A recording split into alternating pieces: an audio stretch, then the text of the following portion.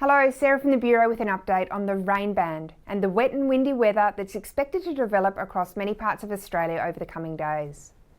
Now, at the moment, there are a number of severe weather warnings current across multiple states, but just focusing in on those over WA, we have the south coast and the southwest coast, including the Perth area, with damaging wind gusts possible this afternoon. So that's wind gusts in excess of 90 kilometres per hour that are strong enough to bring down trees and power lines. But we are in the easing trend, and this severe weather warning is expected to be cancelled later today.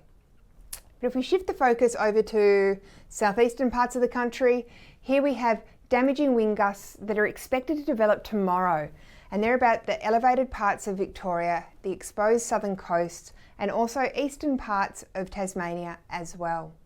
But zooming in on the northeastern part, just this polygon here, there's an added warning for heavy rainfall to develop late Thursday night, tomorrow night, continuing into the early hours of Friday morning, with 6 hourly rainfall totals of 50 to 70 millimetres possible, and these may lead to flash flooding.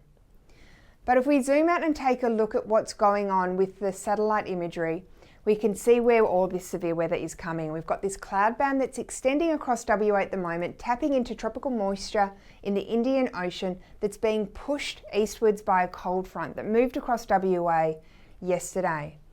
Now, that rain band has embedded thunderstorms within it. It's expected to continue to move eastwards with damaging wind gusts possible today with any of the storms that form on that sort of southern part of the flank.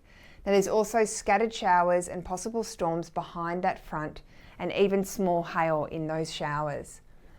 Now, as we move into Thursday, that rain band is forecast to continue to track eastwards into eastern parts of South Australia, Victoria, Tasmania, southwestern parts of Queensland and the Northern Territory as well.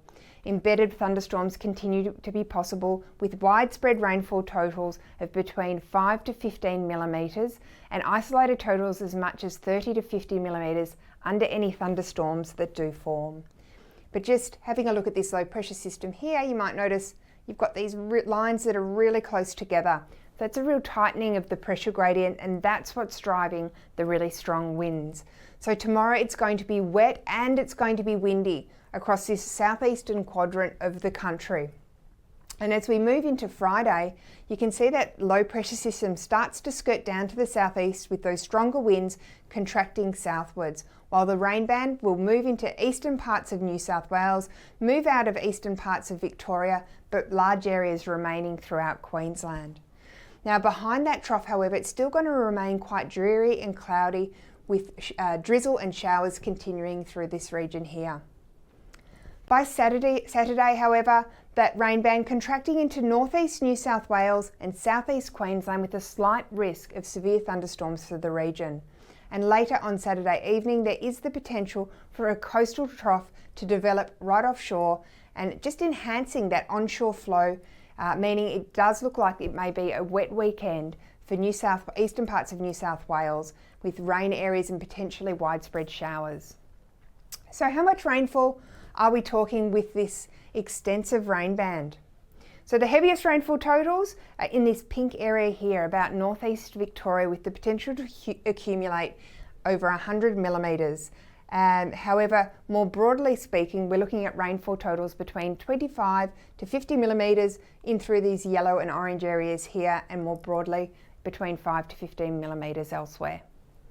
So if you or anyone that you know lives within these areas, it's really important that they stay up to date with the latest Bureau forecasts and warnings via the Bureau website, app and social media. And as always, listen to the advice from your local emergency services. Bye for now.